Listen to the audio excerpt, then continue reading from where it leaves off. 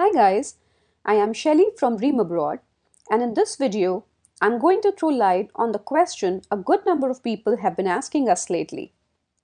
And the question is whether to go for CELPIP or for IELTS.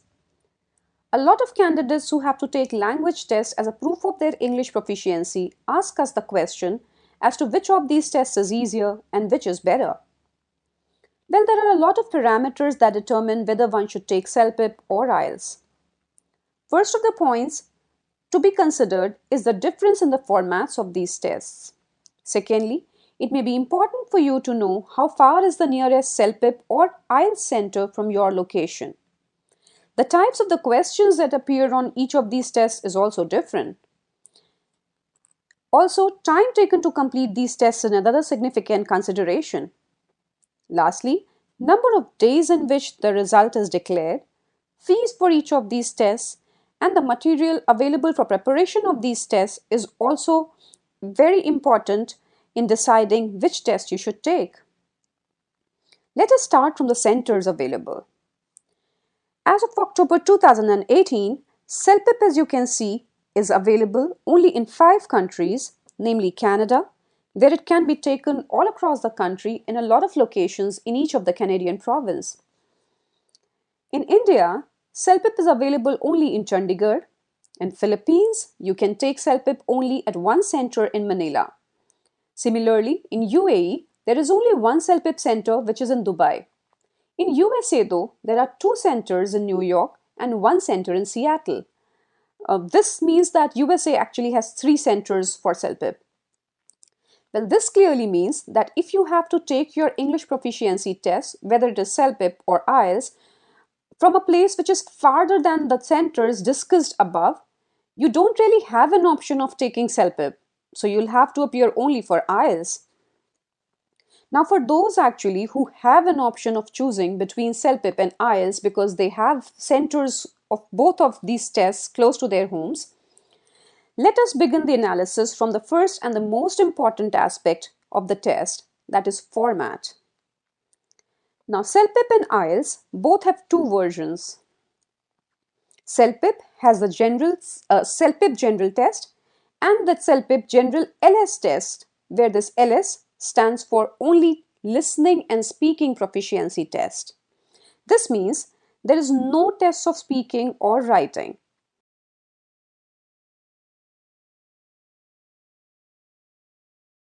However, CELPIP General LS Test is accepted only for citizenship in Canada. I repeat that. CELPIP General LS Test is accepted only for citizenship in Canada. So the candidates applying for PR, such as you, have to appear for the CELPIP General Test, which assesses functional, listening, reading, writing, and speaking skills. Coming to IELTS, this test also has 2 versions, namely academic and general training. Each of the versions assesses the candidates on the skills, same as those tested on CELPIP, which are listening, reading, writing, and speaking. Now, candidates who want to study abroad have to take academic version, while those who want to apply for PR have to take the general test. CELPIP listening comprises of 6 parts, which are divided in various sections. Listening test, however, begins with a part known as practice task. In all, there are 39 questions to be solved in an average of 50 minutes, where some of the questions will be given only to develop the question bank for the future CELPIP. Thus, these questions will not have any marks to them. As a test taker, however, you would not be able to know which questions make the unscored set and will have to answer anyway all the questions given to you. IELTS listening has 4 sections comprising of 40 questions in all. You are marked on each of the questions given to you, and the test gives you 30 minutes to solve these questions. Now here it is also important to note that IELTS will give you 10 minutes extra to transfer your answers from the booklet to a separate answer sheet that's given to you. Thus, CELPIP gives 39 questions in around 50 minutes, to be precise from around 47 to 55 minutes, while IELTS gives 40 questions to be solved in 30 minutes. Also, On CELPIP listening, there will be some set of the questions which will be unscored because they are giving those questions to prepare the question bank for future CELPIP. IELTS does not give any unscored section. Moving over to reading, CELPIP reading has 4 parts comprising of 38 questions in all. The test starts with an additional part called practice task, which has 1 questions like listening. CELPIP reading also contains unscored items used for test development. You will not be able to tell scored items from the unscored ones, so solve each of the questions with the best of your efforts. IELTS reading, on the other hand, has 3 sections comprising of 40 questions in all. First 2 sections will have 2 passages each, and the last section will have a long passage, which is 1 passage only. So in all, on general training for IELTS reading, you would get 5 passages. Each section has around 13 questions on an average. No unscored items unlike CELPIP here. Total time to solve is 60 minutes. The CELPIP reading has 39 questions to be solved in 55 to 60 minutes, while IELTS gives 40 questions to be solved in 60 minutes precisely. Now let's see the difference in the writing for both the tests. Both CELPIP and IELTS give us 2 tasks. CELPIP has task 1 as email writing, for which you will get 27 minutes, after which the screen will move automatically to the task 2. Now here you have to remember that CELPIP is actually a computer-based test. So when I say the screen moves automatically, I mean the computer screen which moves automatically to the task 2, which is named as responding to survey question. Now task 2 is for 26 minutes. In task 1, you have to write a minimum of 150 to a maximum of 200 words.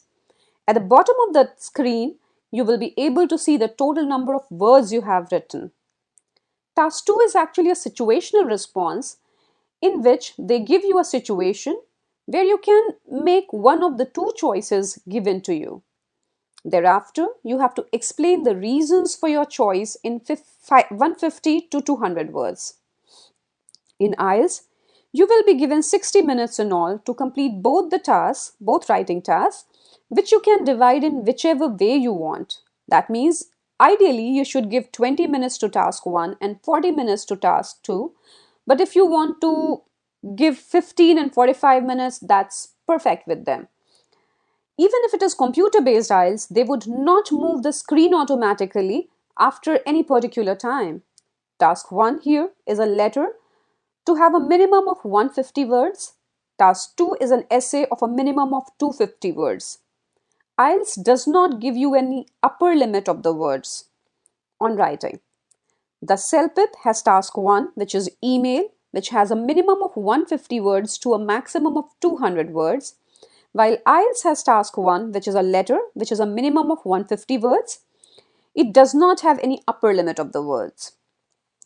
Task 2 on CELPIP is responding to a survey question in a minimum of 150 to a maximum of 200 words.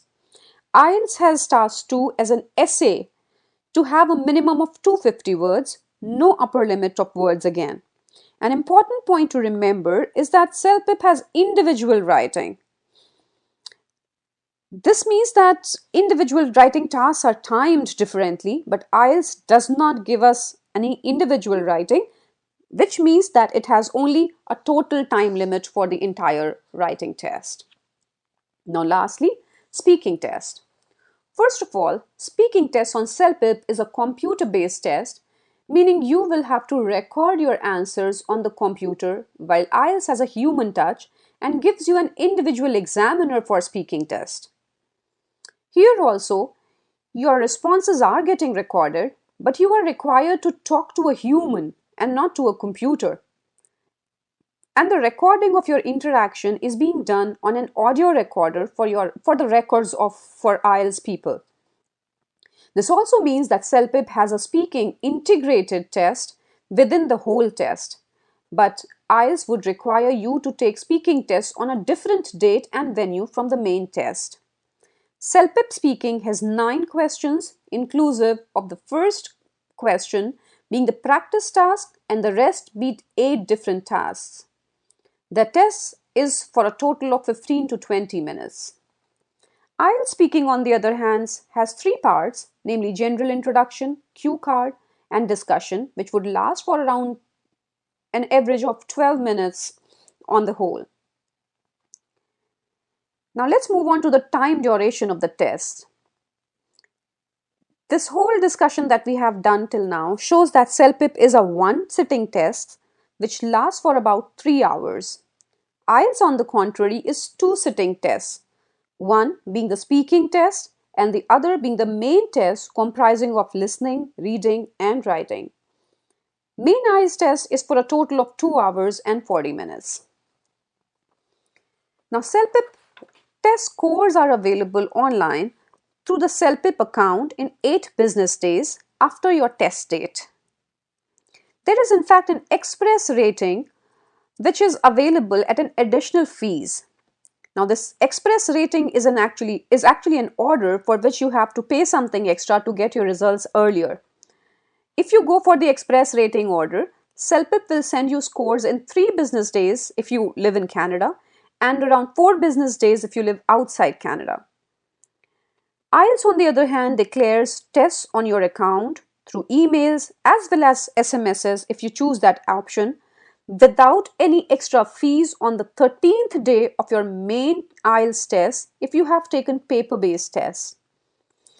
For the computer-based IELTS, the results are declared in 5 to 7 days. As far as the fees goes, the fees for CELPIP is substantially cheaper, is less in fact than IELTS in Canada, India, Philippines, and UAE. However, IELTS is cheaper in USA by not much, though the difference remains for around only $40 in the difference of the IELTS and CELPIP fees in USA. Now, before making up the mind as to which test you really want to take, you should also pay attention towards the availability of the material or the trainers for CELPIP and IELTS. Now, only because IELTS has existed internationally from much earlier than CELPIP, the preparation material available on internet for IELTS exceeds that for CELPIP.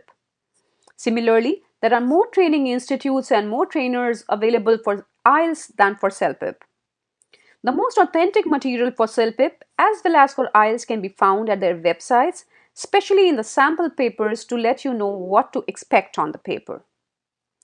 In the end, I hope the information I provided in this video could help you to make the decision regarding your choice between CELPIP and IELTS. For more information on the details related to PR process and preparation, please keep following our channel. If you haven't liked, subscribed, or commented on our channel yet, what are you waiting for? Please go ahead. Your likes, subscriptions, and comments are our encouragement. Go ahead, do that. Bye-bye. See you soon.